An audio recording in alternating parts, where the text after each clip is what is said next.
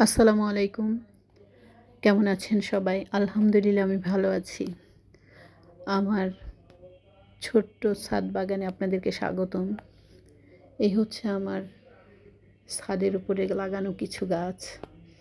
আমি এখানে অনেক গাছই লাগিয়েছি। সবসময় আসলে যাওয়া হয় না। যখনই যাই উম পানি দিয়ে চলে আসি। আজকে আপনাদের জন্য ভিডিও বানানোর জন্য বেশ কিছুক্ষণ ছিলাম ওইখানে। এই হচ্ছে আমার টগর ফুল গাছ, এ হচ্ছে আম গাছ। এই আম গাছে গত বছর প্রচুর আম হয়েছিল। এই হচ্ছে সফেদা গাছ।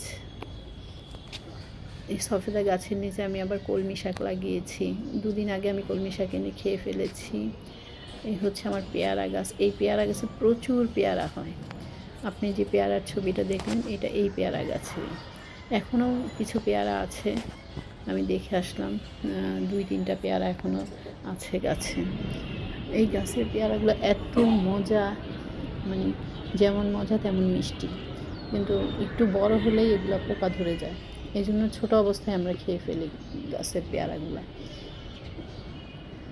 এরপর হচ্ছে দেখুন আমার তেজপাতা গাছ। এই তেজপাতা গাছ যখন আমি লাগিয়েছি এরপর থেকে কিন্তু আমাকে আর তেজপাতা কিনে খেতে হয়নি।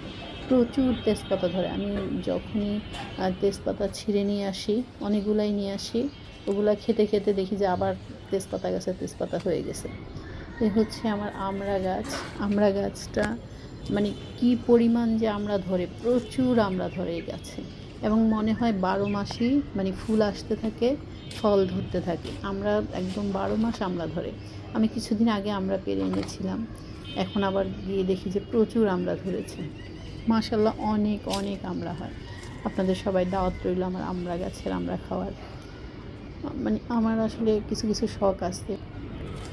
এই শখের মধ্যে এই গাছ লাগানো, গাছের ফুল ফল দেখা, মানে ফল পাড়তে ইচ্ছা করে না, দেখতে খুব ভালো লাগে। তারপরে বিড়াল পালা আর সাংসারিক কাজ তো আছে। আসলে সময়ের সাথে সাথে আমি দৌড়াতে থাকি। এখন তো সময় আরও ছোট হয়ে এসছে, দিন ছোট এসছে। এখন সারাদিন ব্যস্ততায় কাটে।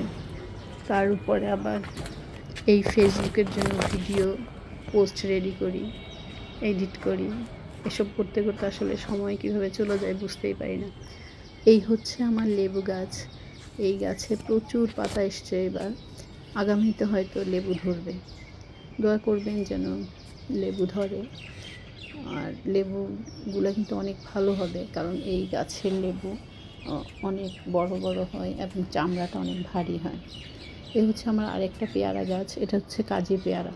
পেয়ারাগুলো অনেক মিষ্টি হয় এবং অনেক বড় হয়। আমরা খেয়েছি কয়েকবার এই কাজি পেয়ারা। আর আমার এই ভিডিও যদি আপনাদের ভালো লেগে থাকে অবশ্যই অবশ্যই লাইক, কমেন্ট, শেয়ার করবেন।